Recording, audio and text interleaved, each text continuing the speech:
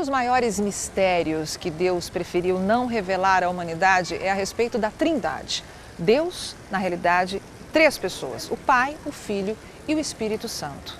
O Espírito Santo é o assunto de hoje que o Dr. Mauro Braga traz para nós.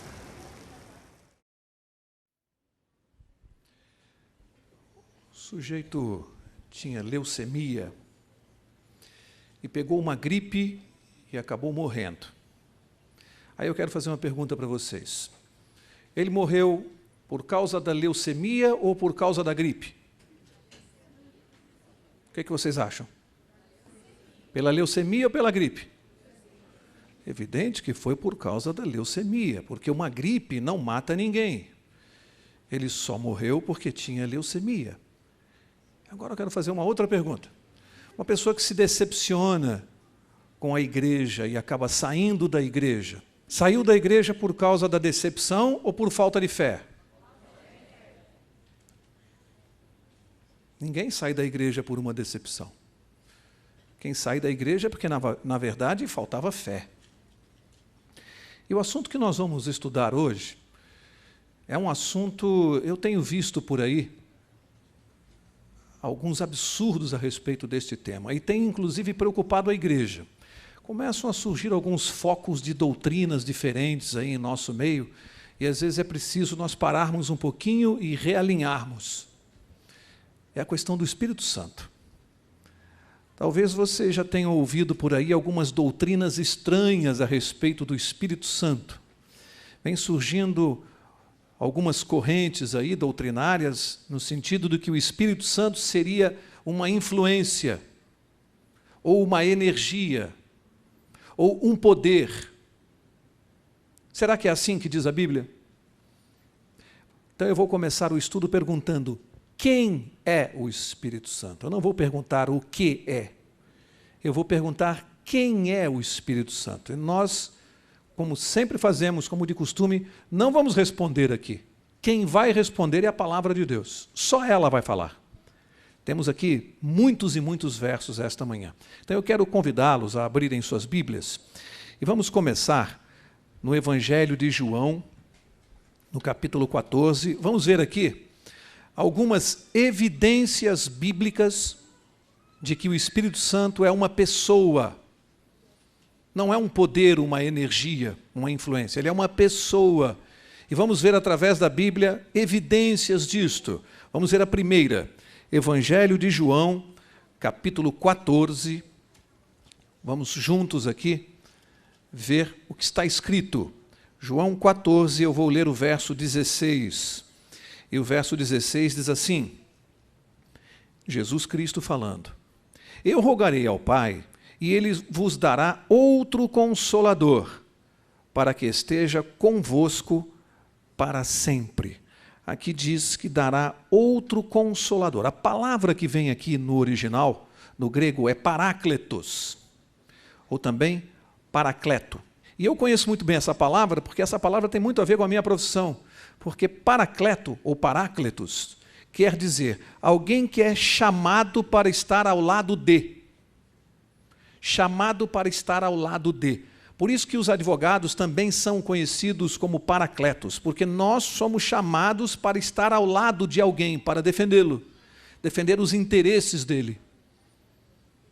A Bíblia diz aqui que o Espírito Santo é o outro Consolador, aquele que foi chamado para estar ao lado de, para apoiar, para confortar, para defender. Eu pergunto, uma energia pode fazer isso? Pode confortar, pode orientar. Vamos ver a segunda evidência de que o Espírito Santo é uma pessoa. Livro de Atos, capítulo 15. Vamos ver aqui a segunda evidência. Atos 15, vou ler o verso 28. Que diz assim: Pareceu bem ao Espírito Santo e a nós não vos impor mais encargo algum, senão estas coisas necessárias. Pareceu bem ao Espírito Santo e a nós. Segunda evidência de que ele é uma pessoa, ele é colocado entre pessoas. Pareceu bem ao Espírito Santo e a nós. Lembram-se quando Jesus disse que deveríamos batizar em nome do Pai, do Filho e do Espírito Santo. Mais uma vez, o Espírito Santo colocado entre pessoas. Segunda evidência. Vamos ver a terceira evidência de que o Espírito Santo é uma pessoa. Filipenses, capítulo 2. Filipenses 2. Vou ler o verso 1.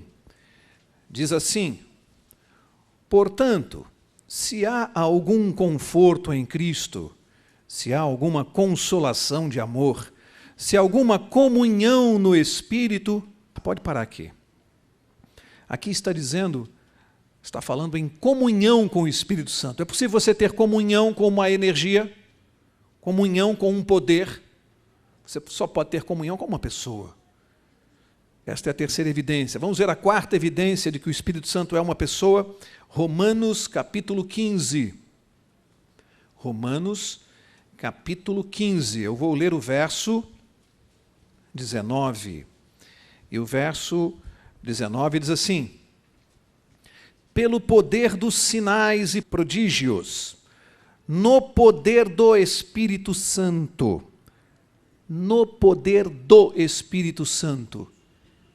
Ele tem poder, ele não é o poder, ele tem poder, no poder do Espírito. Fosse o Espírito Santo um mero poder, e a Bíblia não diria, não mencionaria no poder do Espírito, fosse ele o próprio poder. Ele tem poder. Quinta evidência de que o Espírito Santo é uma pessoa. Livro de Atos, capítulo 5. Quinta evidência de que o Espírito Santo é uma pessoa. Atos 5, verso 3. Diz assim: disse então Pedro: Ananias, por que encheu Satanás o teu coração? Para que mentisses ao Espírito Santo. Pode-se mentir a uma energia? Pode-se mentir a uma influência? Você só pode mentir a uma pessoa. Ele é uma pessoa. Esta é a quinta evidência. Sexta evidência, Efésios capítulo 4. Efésios 4, verso 30. Vejam aqui a sexta evidência, Efésios 4, verso 30. Diz assim: e não, o que diz a sua Bíblia? Entristeçais o Espírito Santo de Deus. Ele se entristece. Isto é algo inerente a uma pessoa. Você já viu alguma influência, alguma energia se entristecer? Não é possível isto. Vamos ver aqui, sétima evidência de que o Espírito Santo é uma pessoa. De novo lá, João, capítulo 14, Evangelho de João, capítulo 14. Vamos ver aqui a sétima evidência bíblica. Vocês estão percebendo que eu estou mostrando aqui verso após verso. São muitas evidências de que o Espírito Santo é uma pessoa. João 14, verso 26, diz assim: mas o Consolador, o Espírito Santo, que o Pai enviará em meu nome, o que ele vai fazer? Vos ensinará todas as coisas e vos fará o quê? Lembrar de tudo que vos tenho dito. Ele ensina, ele lembra. Ele é um professor, é uma pessoa. Uma influência não pode fazer isto. Não pode ensinar, não pode fazer lembrar a alguém. Vamos ver a oitava evidência de que o Espírito Santo é uma pessoa. Livro de Romanos, Romanos capítulo 8. Oitava evidência de que o Espírito Santo é uma pessoa. Romanos 8, verso 27. E diz assim: e aquele que examina os corações sabe qual é a mente do Espírito. Sabe qual é a mente do Espírito. Você já viu uma energia ter mente? Uma influência ter mente? Só uma pessoa pode ter mente. Eu vou parar, são vários os versos, mas eu acho que 8 já são suficientes para mostrar que o Espírito Santo é uma pessoa. Algumas pessoas têm uma colocação interessante, dizem assim: não está na Bíblia. A Bíblia não menciona o mistério da Santíssima Trindade. De fato, essa expressão não está. Mas as evidências são claras na Bíblia. Eu acabei de citar aqui, Mateus 28, o verso 19, quando Jesus diz: batizando-os em nome do Pai, primeira pessoa da divindade, o Filho, segunda pessoa, e o Espírito Santo, terceira pessoa. Não precisa citar Santíssima Trindade, é evidente, está na Bíblia. Vamos ver outra passagem que mostra isso claramente, 1 Coríntios, capítulo 12, e vamos ver como a Bíblia mostra isso com clareza. 1 Coríntios, capítulo 12. Eu vou ler aqui, olha o que Paulo está nos ensinando. 1 Coríntios 12, olha o verso 4. E diz assim: há diversidade de dons, mas o Espírito, a terceira pessoa, é o mesmo. Segue, verso 5. Há diversidade de ministérios, mas o Senhor, a segunda pessoa, Jesus, é o mesmo. Verso 6. E há diversidade de operações, mas o mesmo Deus, a primeira pessoa, que opera tudo em todos. Viram claramente a Trindade aqui? A terceira pessoa, a segunda pessoa e a primeira pessoa destacadas, claramente. Distinguidas, claramente. É bíblico o conceito da Trindade divina. Nós não inventamos isto. Vamos seguir. Que argumentos as pessoas que pensam o contrário utilizam? Você gostaria de conhecer? Quais os argumentos daqueles que não creem no Espírito Santo como pessoa e como Deus? Que argumentos eles usam? Não é interessante nós sabermos? Vamos ver que argumentos. São basicamente dois argumentos são os mais usados, tá? Primeiro argumento usado por aqueles que entendem que o Espírito Santo é uma influência ou uma energia. Primeiro argumento, eles dizem que espírito em grego é uma palavra neutra. Espírito em grego é uma palavra neutra, portanto não pode se aplicar a pessoas. Que espírito em grego é uma palavra neutra, isso é verdade. Mas que ele não possa se aplicar a pessoas, não é verdade. E eu vou mostrar isso com a Bíblia. Ele foi aplicado claramente a pessoas. Vamos ver? Primeira prova disso, livro de Hebreus, capítulo 1. Hebreus, capítulo 1. Vou ler o verso 14. Hebreus 1,14, diz assim: não são todos eles espíritos ministradores, enviados para servir a favor dos que hão de herdar a salvação? De quem a Bíblia está falando aqui? Espíritos ministradores, quem são? Os anjos. A mesma expressão espírito utilizada para designar anjos, aplicada a pessoas, a seres. Anjos não são influências, não são energias, são seres reais, criados por Deus. Vamos ver outra citação, João capítulo 4. Evangelho de João, capítulo 4. Eu vou ler o verso 24. E diz assim: Deus é Espírito. E nem por isso eu vou afirmar que Deus seja uma mera influência, uma mera energia. Portanto, não faz sentido esses que dizem que porque espírito em grego é uma palavra neutra, não possa se aplicar a pessoas. Mostrei em duas passagens, se Deus é espírito, está se aplicando a uma pessoa, ou alguém aqui imagina que Deus seja uma mera energia cósmica. Segundo argumento, muito usado, afirmam que Deus prometeu derramar o seu Espírito e que não é possível derramar uma pessoa. Esse é o argumento mais usado. Este é o argumento mais usado. Deus prometeu derramar o seu Espírito, então não pode ser uma pessoa, porque não se derrama uma pessoa. Vamos ver pela Bíblia? Vamos entender isso? Atos capítulo 2. Atos 2. Eu vou ler o verso 17. E, em primeiro lugar, vamos ver exatamente o que diz a palavra de Deus. Exatamente o que diz.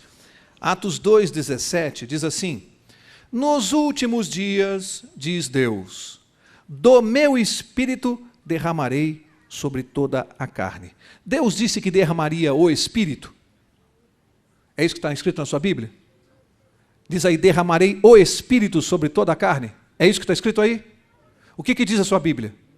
Derramarei do meu Espírito. A Bíblia não diz que Deus derramaria o Espírito. E o que significa derramar do Espírito? Atos 10, verso 45. Vamos deixar a Bíblia explicar o que significa isso. Atos 10, 45. Olha o que diz aqui. Os fiéis que eram da circuncisão, que tinham vindo com Pedro, maravilharam-se que o dom do Espírito Santo se derramasse. O dom do Espírito Santo se derramasse. O que é derramado? É o Espírito ou é o dom?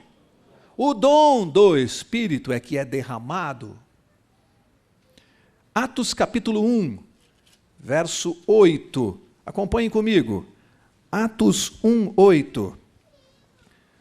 E diz assim: mas recebereis poder ao descer sobre vós o quê? O Espírito Santo. Agora é o. Quem desce é o Espírito. Olha a diferença que a Bíblia está fazendo. Aqui está a promessa de Cristo. Prometeu que o Espírito Santo desceria sobre os discípulos. Aqui está uma distinção entre a pessoa, quem desce é a pessoa. Quem é derramado é o dom. A pessoa do Espírito desce, o dom é derramado. São coisas muito diferentes. Vamos confirmar isso? Atos 10. O poder é que é derramado, é dado. A pessoa é quem desce. Atos 10, 38. Olha o que diz aqui. Como Deus ungiu a Jesus de Nazaré com o Espírito Santo e com poder. Agora aqui não há mais dúvida. A Bíblia faz clara distinção entre uma coisa e outra, entre o Espírito Santo e o poder dele. São coisas que não se confundem. O que Deus iria derramar seria o dom, o poder. Quem desce é a pessoa do Espírito. Não se pode misturar as coisas nem dar sentido diverso daquilo que a palavra de Deus diz. Quantas pessoas criam doutrinas equivocadas simplesmente porque não leem corretamente a Bíblia? Simplesmente porque não leem o que está escrito. Dão outro sentido às palavras. Essa semana mesmo eu vi aí uma história engraçada de um sujeito que estava sentindo muitas dores e foi ao médico. Chegou lá, com muitas dores, o médico começou a examinar a cabeça dele, apertando, e disse assim, dói aqui? Ele disse, não. Apertou as costas, o peito, falou, dói aqui? Ele disse, não. Quando colocou a mão no fígado dele e apertou, ele falou, ai! Aí o médico disse, o senhor bebe? Ele disse, aceita um golinho. Se você mudar o sentido, e tem gente ensinando a Bíblia dessa maneira, mudando o sentido das coisas. Vamos ver agora as evidências bíblicas de que o Espírito Santo é Deus. Além de ser uma pessoa, ele é a terceira pessoa da divindade. Vamos ver evidências de que o Espírito é Deus. Volta ao Evangelho de João, capítulo 14. João 14. Eu vou ler agora o verso 16.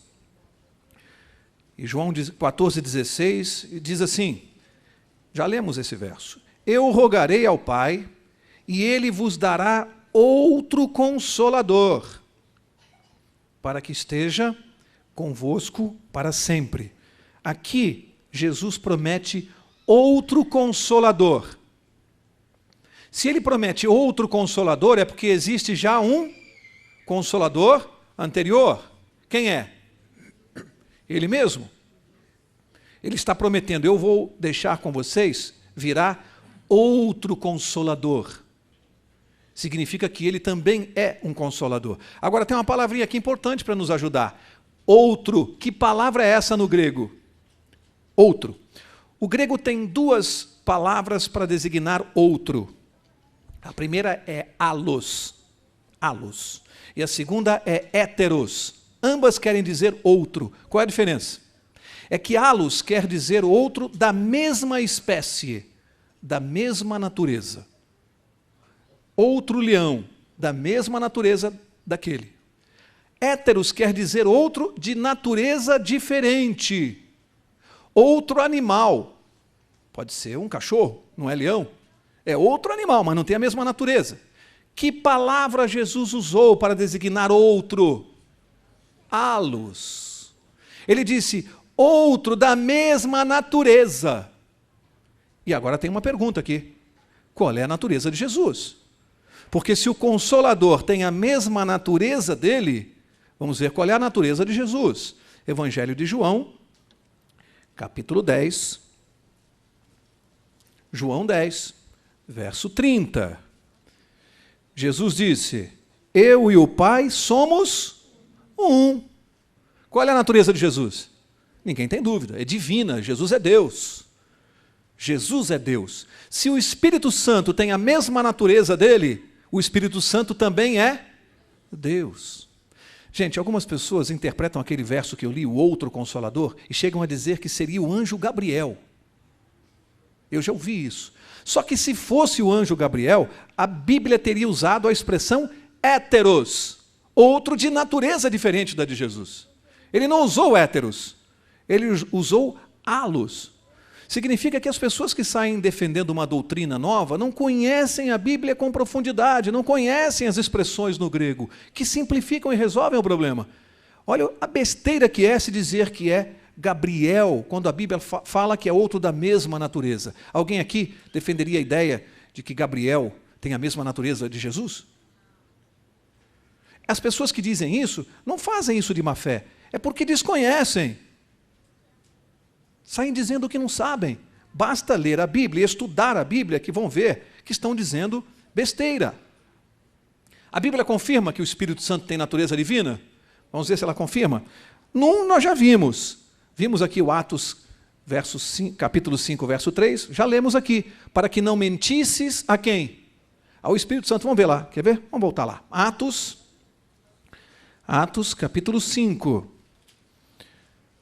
verso 3. Diz assim, disse então Pedro, Ananias, por que encheu Satanás o teu coração? Para que mentisses a quem? Ao Espírito Santo, retendo parte do preço da propriedade. Olha o verso 4. Guardando-a, não ficava para ti? E vendida, não estava em teu poder? Por que formaste este desígnio em teu coração? Preste atenção. Não mentiste aos homens, mas a Deus.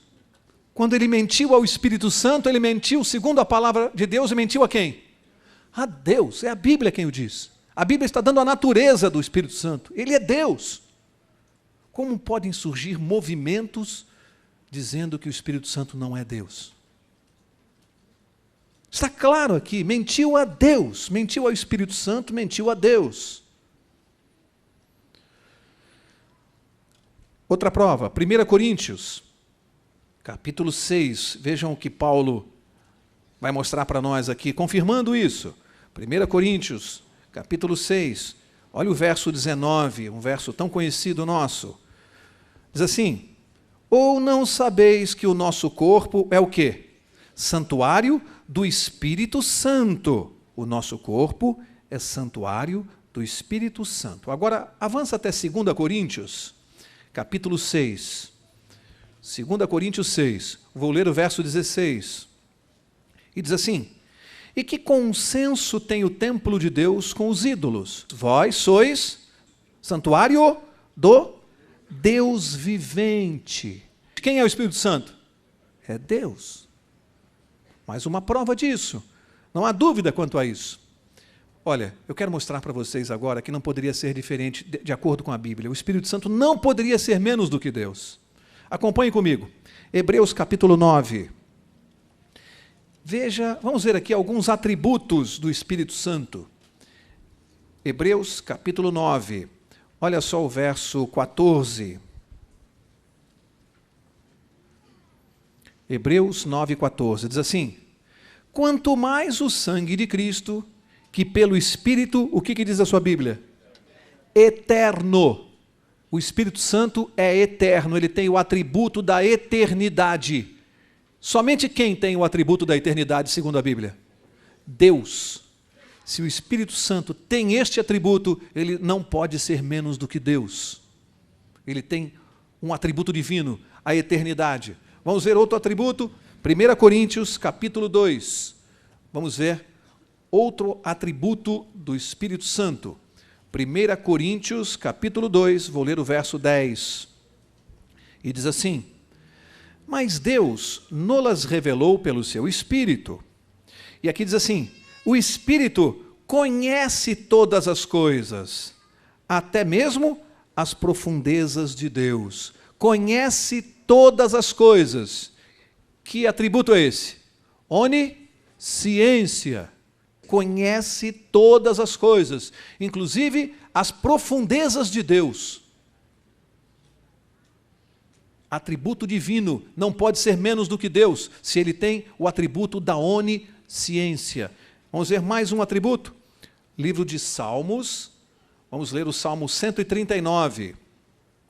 Salmo 139, vou ler o verso 7. Salmo 139, 7 diz assim: para onde me irei do teu espírito?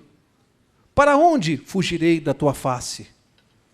Não é possível, segundo o Salmo, nos escondermos do Espírito Santo. Onde nós estivermos, ele estará nos vendo.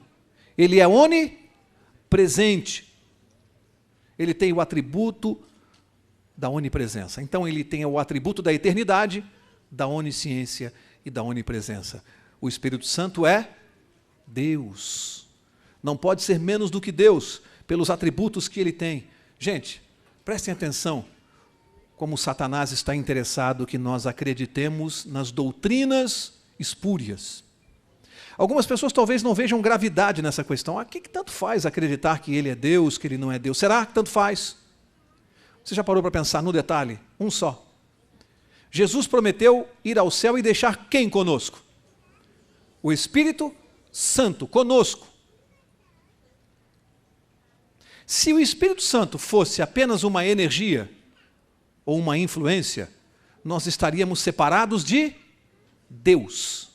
E aqui, separados de Deus, estaríamos completamente perdidos. Parece uma sutileza, não é? Olha o trabalho do diabo.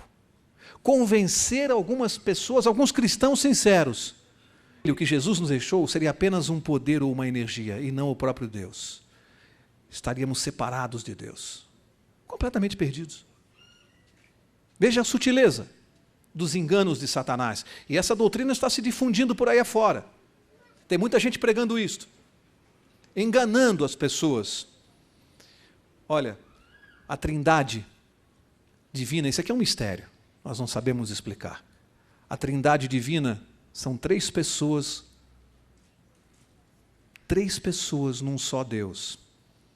Pessoas distintas, mas iguais em divindade. Vamos ver como a Bíblia mostra isso para nós? João, capítulo 16, Evangelho de João, capítulo 16. Vamos ver como é que a Bíblia mostra isso para nós. João 16, preste bem atenção. Verso 32, olha o que Jesus Cristo disse. Preste atenção para você compreender isto aqui.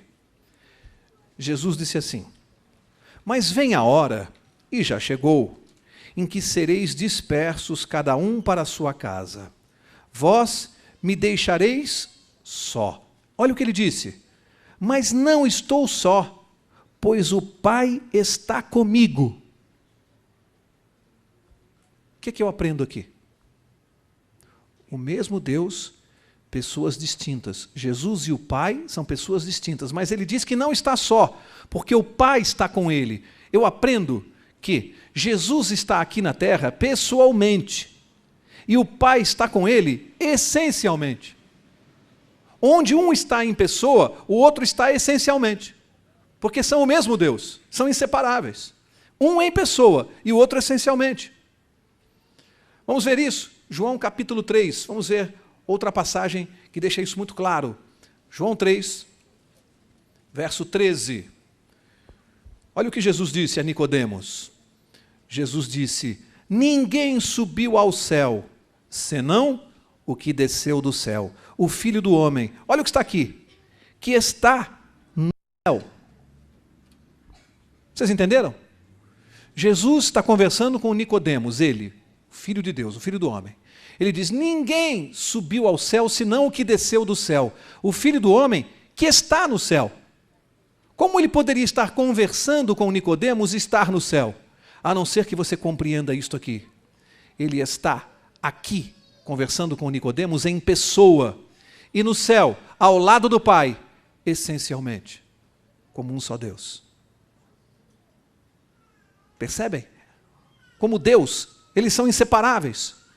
Pessoas distintas. Jesus em pessoa aqui e essencialmente com o Pai. O Pai no céu em pessoa e essencialmente com Jesus na terra. Um só Deus.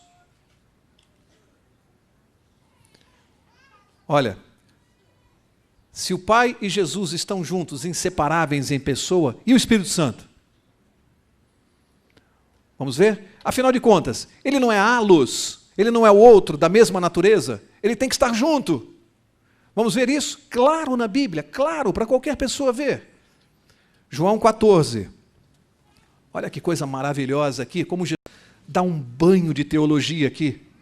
Um banho de teologia. Olha o que ele está explicando. João 14, de novo verso 16. Olha só.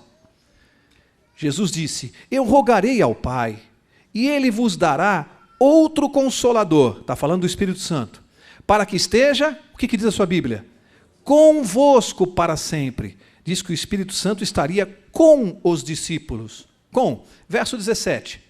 O Espírito da verdade, que o mundo não pode receber, porque não o vê, nem o conhece. Mas vós o conheceis, pois habita convosco e estará, o que diz aí? Em vós. Presta atenção. Jesus disse, o Espírito Santo estará com os discípulos e nos discípulos. Convosco e em vós. Presença do Espírito Santo. Agora, o que Jesus diz no verso 18? Não vos deixarei órfãos, virei para vós. Ué, como é que Jesus está dizendo que ele vai e vai enviar o Consolador, o Espírito Santo, para ficar com os discípulos e nos discípulos? E em segundo ele diz, mas vocês não vão ficar órfãos, eu virei para vocês. Você só consegue entender isso com aquela explicação anterior. O Espírito Santo fica aqui, em pessoa conosco, em pessoa. E Jesus, essencialmente junto. E o Pai? Verso 23. Verso 23. Respondeu-lhe Jesus, se alguém me amar, guardará a minha palavra. Meu Pai o amará, e viveremos para ele, e nele faremos morada. O Espírito Santo em pessoa, o Pai e o Filho essencialmente em nós. Eles são inseparáveis. Você só consegue entender isso que Jesus está dizendo aqui se você entender que o Espírito Santo é Deus e tem a mesma natureza. Se você não compreender assim, você não tem como explicar esse capítulo. Você não tem como explicar isto. Muito claro. O mesmo Deus, três pessoas, pessoas distintas. Um presente pessoalmente, os outros dois essencialmente. Jamais ficamos sem a presença de Deus, pessoalmente. Jamais. Sempre estamos acompanhados de Deus. Como Deus pode fazer isto? Não me perguntem. Eu não sei explicar isso para vocês. Isto é um mistério. Nossa mente teria que ser no mínimo igual a dele para entender isto aqui. Ele é Deus. Como Deus pode fazer essa coisa maravilhosa e com um único objetivo? Você sabe qual é? Por que Deus são três pessoas distintas num só Deus? Por que razão? Eu só tenho uma explicação. Para me salvar. Só para me salvar. Não há outra razão de ser disto, a não ser para me salvar. Eu arriscaria dizer que esta é uma divisão didática de um mesmo Deus, com o objetivo de me salvar. O Pai, o Filho e o Espírito Santo. Como a mente humana pode diminuir o Espírito Santo? Um ser divino, a terceira pessoa, presente pessoalmente e essencialmente com o Pai e o Filho no céu. Como alguém pode diminuir e dizer que é uma mera energia ou uma simples influência, ou um simples poder. Você gostaria de ser diminuído? Você se sentiria bem? Você se sentiria bem se você fosse diminuído? Você acha que o Espírito Santo se sente? Isso, infelizmente, alguns cristãos pregam estas heresias por aí. E nós temos que parar aqui, tomar um tempo para restabelecer a verdade de Deus. Essa é a função do povo de Deus. É manter a verdade, custe o que custar. É pregar a verdade. Sabe? Presta atenção e leva essa frase para casa. Em Jesus Cristo, Deus operou a salvação fora de mim. Jesus. Ele operou a salvação fora de mim. Através do Espírito Santo, Deus opera a salvação em mim.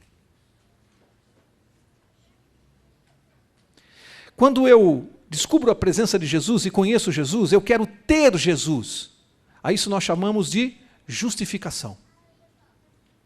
Depois eu quero ser como Jesus. Eu quero ter o caráter dele. Isso nós chamamos santificação. E por último, eu gosto tanto do caráter de Jesus, eu me acostumei tanto com o caráter dele, eu já fui tão transformado por ele, que eu quero viver com ele. E isso nós chamamos glorificação.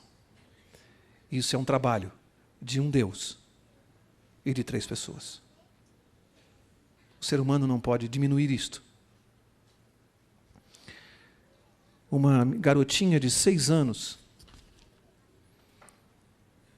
ela estava no seu quarto ouvindo uma conversa dos pais a respeito do irmãozinho e conseguiu compreender que ele estava com uma doença muito grave. Ouviu os pais falarem de um tumor no cérebro. E aquela menina estava preocupada e ouviu a mãe chorando, dizendo que eles não tinham dinheiro para aquela cirurgia, para salvar a vida daquele garoto. No dia seguinte ela acordou, aquilo atormentando a cabeça dela, ela acordou, abriu o seu cofrinho de moedas, despejou na cama, colocou na sua bolsinha, saiu pela porta dos fundos e foi andando pela calçada com 6 anos até a farmácia. Chegou à farmácia, ela bateu, ninguém estava no balcão, ela começou a falar mais alto, chamando, até que apareceu por trás da porta o dono, disse, pois não, ela disse, eu preciso de um milagre, porque a minha mãe falou que só um milagre para salvar meu irmão. Eu queria saber quanto custa um milagre. O farmacêutico olhou e falou, olha, eu não sei, eu não tenho aqui milagre. Ela falou, mas eu preciso de um milagre, eu tenho dinheiro, eu pago. A minha mãe falou que precisa de um milagre para salvar meu irmão. E o farmacêutico falou, olha, é melhor você voltar para sua casa, você veio sozinha. Eu acabei de receber meu irmão de fora, que é dos Estados Unidos, eu estou conversando com ele, há muitos anos eu não o vejo, então volta para sua casa. E a menina começou a ficar aflita, dizendo que ela queria um milagre. Até que o irmão do farmacêutico saiu de trás da porta e olhou para a criança. Ele disse, o que você quer? Ela dizia, um milagre, moço, quanto custa um milagre? O irmão do farmacêutico disse assim, quanto você tem? Ela abriu a bolsinha e falou, eu tenho R$1,20.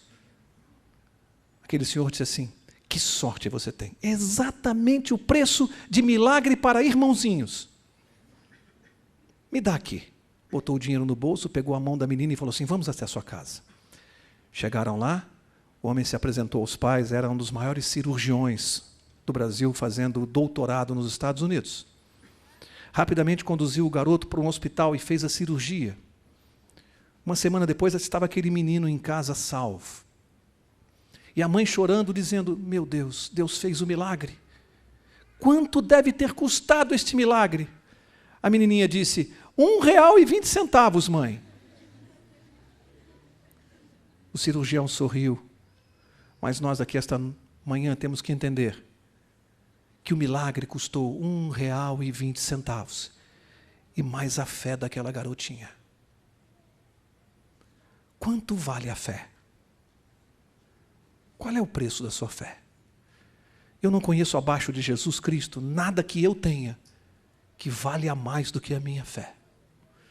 É por isso que nós temos que cuidar da nossa fé todos os dias, alimentar a nossa fé com este livro, com a presença do Espírito Santo, com muito Jesus no coração.